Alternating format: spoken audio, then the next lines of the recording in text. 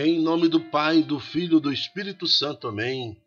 Reflexão do dia 13 de agosto de 2023, 19º domingo do tempo comum, cor litúrgica verde.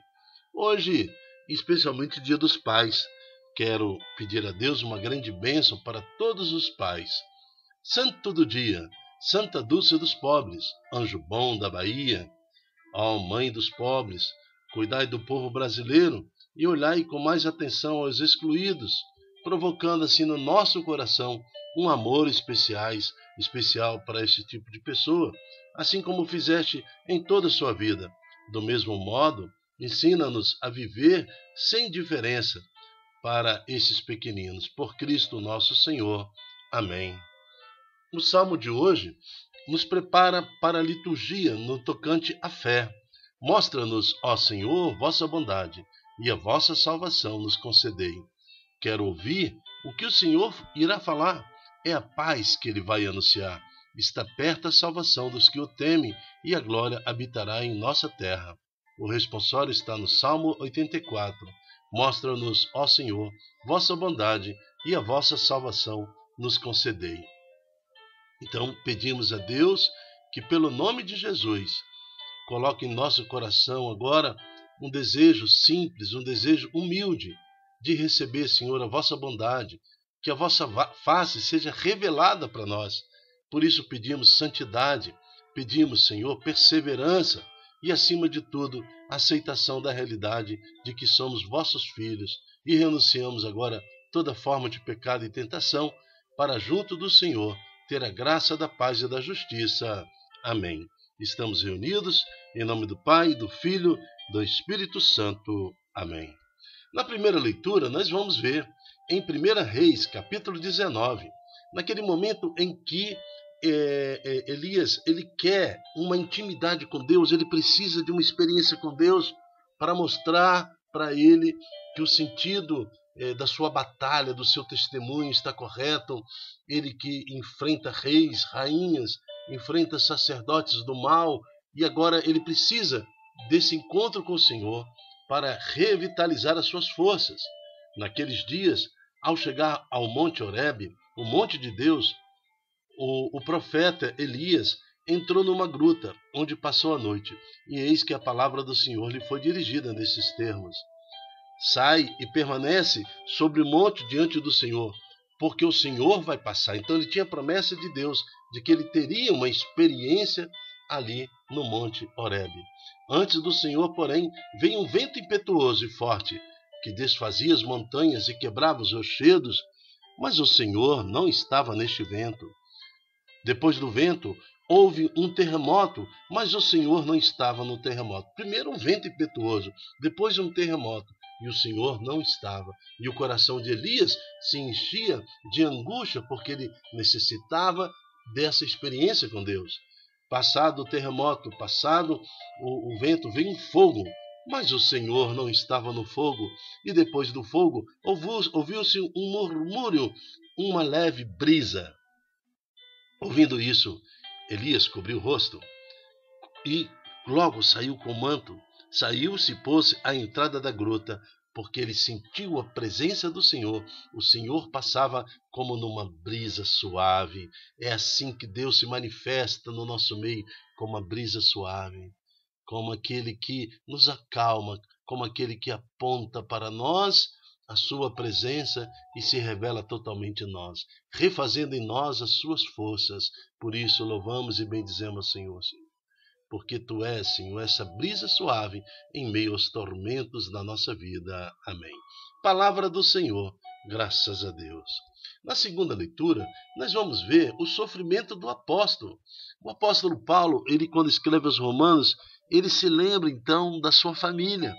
Ele, como judeu, ele sofre, né, a tristeza pelos perdidos, por aqueles que receberam primeiramente a palavra, receberam primeiramente a promessa, receberam primeiramente o culto e agora não reconhece Cristo Jesus. Então reconhecer que Cristo é o Deus que se encarnou, reconhecer que Cristo é o Senhor que nos salva, é a condição básica para a salvação. Por isso que Paulo agora está triste. Veja como ele fala. em Romanos 9, de 1 a 5. Irmãos, não estou mentindo, mas em Cristo digo a verdade, apoiado no testemunho do Espírito Santo e da minha consciência. Tenho no coração uma grande tristeza e uma dor contínua, a ponto de desejar que eu mesmo seja segregado, ou seja, morto em Cristo, em favor dos meus irmãos e da minha raça. Assim que nós pais nos sentimos muitas vezes, pais e mães, dentro da família, vendo a tristeza dos nossos filhos, às vezes perdidos nesse mundo, vendo a tristeza de algum parente próximo da gente que está desgarrado da fé, na tristeza deste mundo. Nós muitas vezes desejamos nos dar em sacrifício total em função da libertação e salvação dos nossos. Aí ele continua, eles são israelitas, ou seja, da mesma raça minha, a eles pertence a filiação adotiva, a glória, a aliança, as leis, os cultos, as promessas, e também os patriarcas. Deles é que descende, quanto à sua humanidade, Cristo, o qual está acima de todos. Deus bendito para sempre. Amém. Então, a tristeza do apóstolo em saber que o seu povo não reconhece Jesus como Cristo Salvador. Então, ele também se apoia agora em sua fé, ele apoia agora no nome poderoso de Jesus e clama a Deus pela salvação dos seus. É isso que devemos fazer, como família, como pai, como mãe. Agora, clamar a Deus pela nossa casa, clamar a Deus pela salvação dos nossos. Isso tudo pedimos ao Senhor, em nome de Jesus. Amém. Evangelho. Anúncio do Evangelho está em Mateus, capítulo 14, de 22 a 33, e mostra a diferença de uma igreja que ela está formada na fé do nome de Jesus, constituída na disciplina, constituída no fervor ao nome de Jesus, ao Santo Evangelho, aos mandamentos do Senhor e todo o ordenamento e toda a tradição da Santa Igreja. Quando isso é desconectado, a igreja corre por sério risco de afundar-se, né? Sem Cristo. Então, não tem como ser igreja sem a presença de Cristo na igreja. Depois, o Senhor esteja convosco. Ele está no meio de nós. Proclamação do Evangelho de Jesus Cristo segundo Mateus. Glória a vós, Senhor. Mateus 14, de 22 a 23. Depois da multiplicação dos pães, Jesus mandou que os discípulos entrassem na barca e seguissem à frente para o outro lado do mar, enquanto ele despedia as multidões. Então já era finalzinho de tarde. Os discípulos, os apóstolos, meio que temerosos, mas vamos subir na barca. Vamos entrar na barca e vamos cumprir a vontade do Senhor, que é o próprio Deus. Ele sabe o que está fazendo. Ele sabe também que não é muito aconselhável atravessar o mar à noite, devido à turbulência, devido às ondas. Mas eles entraram cumprindo a vontade de Senhor Jesus. A barca, porém, já estava longe da terra. Ela era agitada pelas ondas, pois os ventos eram contrários. Lá para as 3 horas da manhã, que em santo juízo não era para ninguém estar dentro do mar, mas falando, eles estão cumprindo a vontade de Deus e estão sofrendo ali a turbulência. Jesus veio até os discípulos andando sobre o mar, andando sobre a turbulência. Então nós estamos diante do Senhor que anda sobre as perseguições. Ele anda sobre o mar. E a igreja sendo lá atacada pelo mundo, atacada. Eu estou falando dessa imagem figurativa, mas o que nós estamos relatando aqui é um relato histórico. De fato, Jesus andou sobre o mar. Tá? Então são 3 evangelhos que confirmam esta forma literal, esta forma realista, esse ato que aconteceu de verdade. Mas estamos tirando disso também um grande ensinamento espiritual. Então Jesus, ele caminha sobre os tormentos. E Jesus veio até os discípulos andando sobre o mar. Quando os discípulos os avistaram andando sobre o mar, ficaram ainda mais apavorados e disseram, é um fantasma, agora nós estamos perdidos. E gritaram de medo. Jesus, porém, logo lhes disse, coragem, sou eu, não tenhais medo. Então, em meio às nossas dificuldades, em meio aos nossos problemas, sempre a gente tem assim, ficou pior.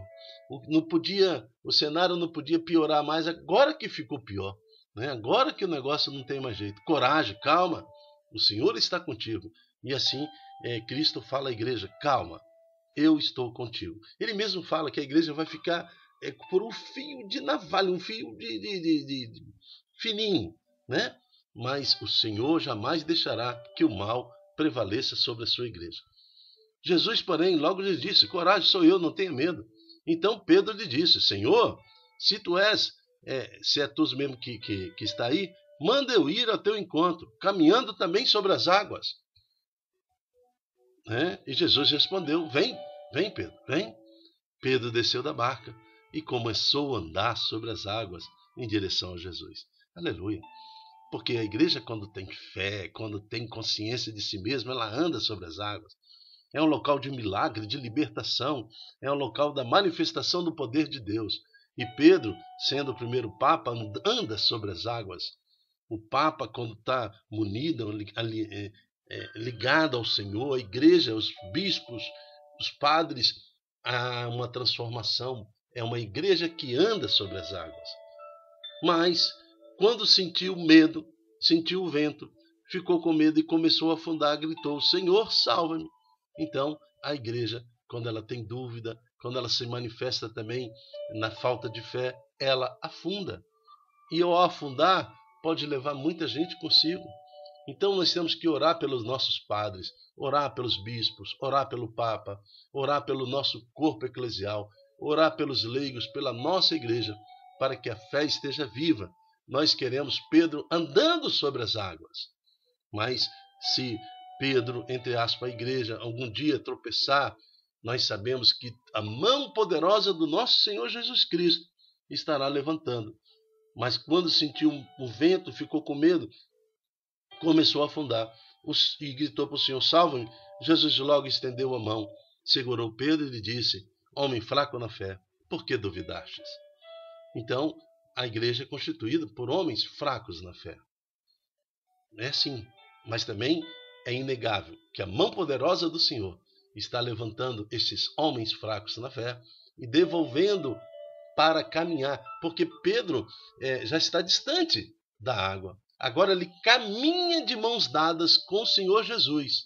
Veja, ele volta a caminhar sobre as águas, mas agora com as mãos dadas, suportado pelo poder de Deus, até a barca. Então, com as mãos dadas com o Senhor, a igreja caminha o tempo todo sem o perigo de afundar. Assim que subiram no barco, quer dizer, Jesus e Pedro, é onde nós vamos encontrar na barca, Jesus e Pedro, assim que subiram na barca, o vento se acalmou. Então, se você quer ultrapassar as tempestades, as perseguições, as dificuldades, procure Cristo onde Ele está, com quem Ele está. Com os apóstolos, com Pedro, na barca, que é a tua igreja. Os que estavam no barco prostaram diante de Jesus, dizendo, verdadeiramente tu és o Filho de Deus. E hoje nós queremos proclamar com a nossa voz, verdadeiramente, Senhor Jesus, tu és o Filho de Deus, o meu Senhor, o meu Salvador. Por isso eu te louvo e te bendigo, Senhor. Amém. Salva a minha família, salva a minha vida, salva a minha história. Consagramos a nossa casa a vosso nome. Palavra da salvação. Glória a vós, Senhor. Eu me chamo Dilton Góes. O nosso projeto chama-se É de mim, se não evangelizar. E fazemos todos os dias um convite para você. Seja você um profeta do Senhor e receba graça de Deus por ser um profeta, um justo do Senhor, pois são belos os pés do mensageiro que anuncia a paz. Multiplica em suas redes sociais. Curta aí no YouTube, dá um joinha, comenta, multiplica no Facebook, no WhatsApp, mas faça a palavra de Deus agora resgatar e tirar do tormento mais um coração para a honra e glória do Senhor. Amém. Até a próxima, se Deus quiser. Tchau, tchau.